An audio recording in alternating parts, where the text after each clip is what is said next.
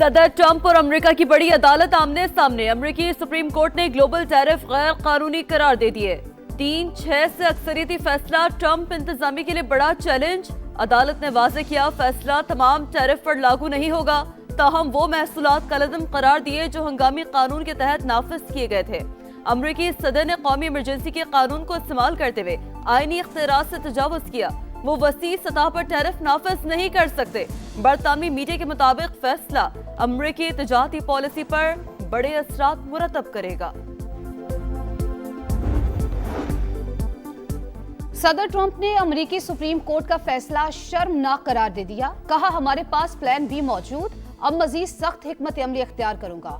محصولات نے ہماری قومی سلامتی کا تحفظ کیا، لیکن ججز نے ٹیرف کے حوالے سے امریکی مفادات کو نظر انداز کیا. فیصلے سے وہ ممالک خوش ہیں جو برسوں سے امریکہ کو لوٹ رہے ہیں. عدالت غیر ملکی مفادات سے متاثر تھی.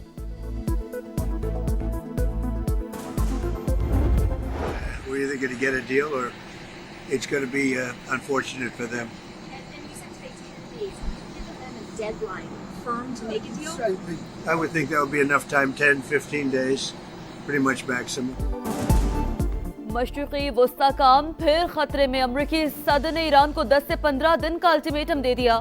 کہا تہران کے ساتھ معاہدہ ہوگا یا پھر انہیں انتہائی سنگین نتائج کا سامنا کرنا پڑے گا. جوہری پروگرام روکنے سے متعلق جواب دینے سے گریز.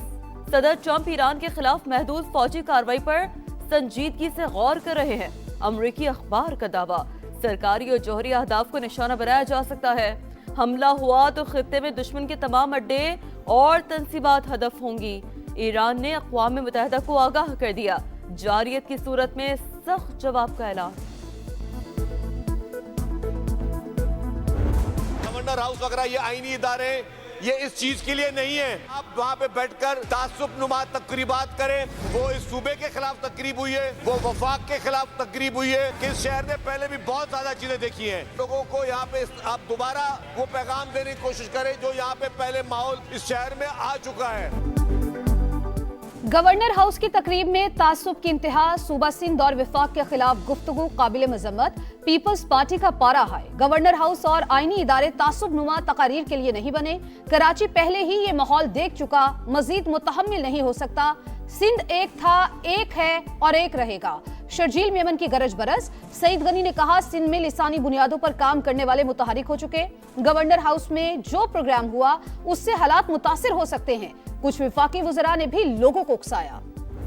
اگر میں سیاست کرنے پر آؤں تو میں وہ باتیں کر سکتا ہوں کہ مجھے تو سننے کے بعد نیند آ جاتی ہے، بہت سو کی نیندیں اڑ جائیں گی. بیانات سے ڈرنے والا نہیں ہے یہ گورنر. اگر میں نے بیان دیا تو پھر بہت سو کی کرسیاں بھی ہل جائیں گی. سیاست کرنے پر آیا تو بہت سے لوگوں کی نیندیں اڑ جائیں گی. بیانات سے ڈرنے والا نہیں. گورنر سندھ کامران ٹسوری نے بھی خبردار کر دیا.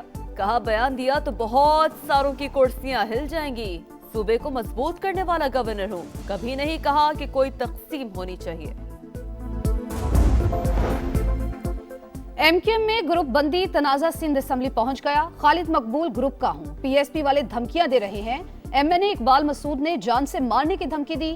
رانا شوکت کا واویلا. اسپیکر نے ایس ایس پی اور ایس ایچ او کو طلب کر لیا. وزیر داخلہ ضیاء الانجار کی رانا شوکت کو تحفظ فراہم کرنے کی یقین دہانی. ڈیل اور ڈیل کا تو کیا کوئی بانی پی ٹی آئی کے لیے کوئی ڈیل ہے؟ دکان اپنی کھلی رکھنا چاہتے ہیں. اس قسم کی کوئی گفتگو کسی لیول پہ بھی کبھی بھی نہیں ہوئی. افواہیں جو ہے نا صرف اس ایشو کو جو ہے مارکیٹ میں یہ پروڈکٹ رکھنے کے لیے جو ہے افواہیں پھیلائی دی جاتی ہیں. بانی پی ٹی آئی کے لیے کوئی ڈیل ہے نہ ڈھیل. وزیر دفاع خواجہ آصف نے تمام خبروں کی سختی سے تردید کر دی. سما سے گفتگو کرتے ہوئے کہا بانی کو بیرون ملک یا بنی گالہ منتقل کرنے کی کہیں کوئی گفتگو نہیں ہوئی. وزیر اعلیٰ کے پی کی اپنی نوکری خطرے میں ہے، اسی لیے انہوں نے رہائی فورس کا اعلان کیا. اقدام غیر آئینی اور غیر قانونی. کسی بھی قسم کی فورس کا قیام ریاست کا استحقاق ہے. حکومت سے کوئی ڈیل نہیں ہو رہی. بانی کے علاج کے حوالے سے رابطہ ہوا. اسپتال منتقل کر کے علاج کرایا جائے. تحریک انصاف موقف پر ڈٹ گئی.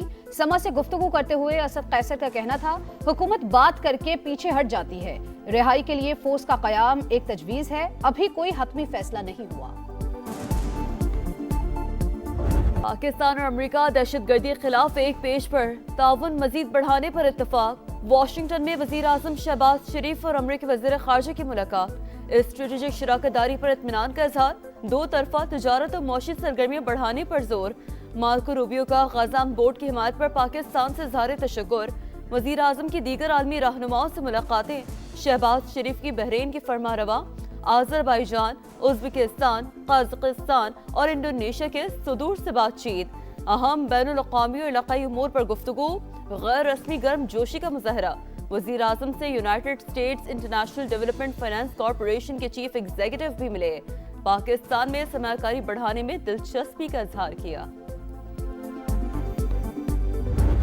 پاکستان میں معاشی استحکام IMF نے تسلیم کر لیا. 14 سال میں پہلی بار کرنٹ اکاؤنٹ سرپلس خوش آئند قرار. بنیادی سرپلس پروگرام کے مطابق تھا. ملک میں مہنگائی مجموعی طور پر قابو میں رہی. مالیاتی ادارے کے پروگرام کے مطابق پاکستان نے اصلاحات کی. حکومتی پالیسی سے معیشت کو استحکام ملا.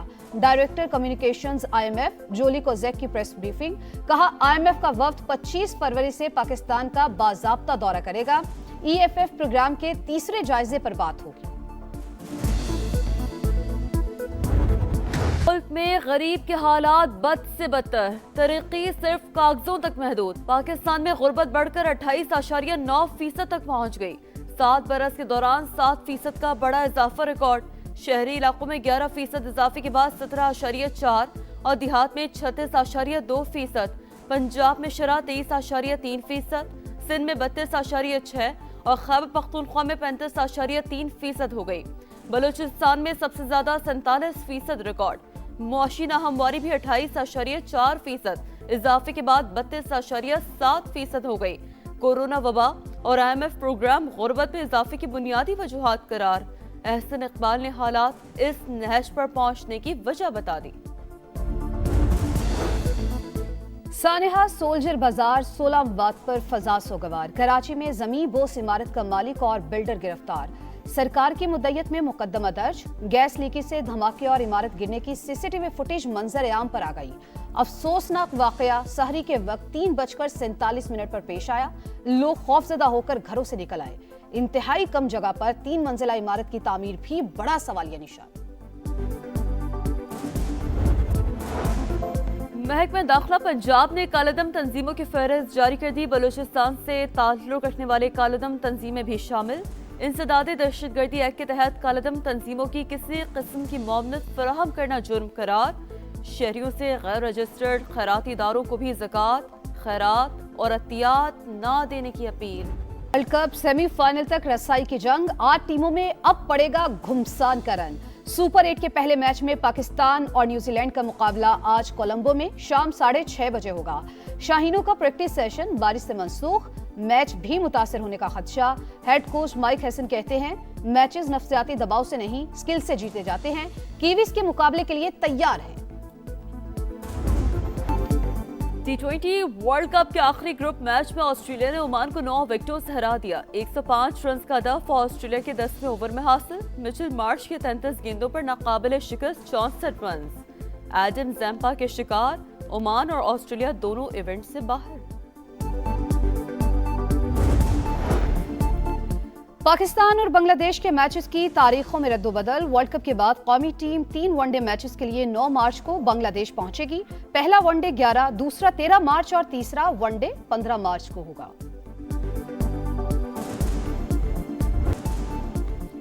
اور رحمتوں اور برکتوں کا مہینہ پر نور ساتھ رمضان المبارک کی خصوصی ٹرانسمیشن افطار کا سما. بنو سما کی آواز سیزن 15 کا باقاعدہ آغاز. مقابلے میں 40 امیدوار، ایک سے بڑھ کر ایک آواز.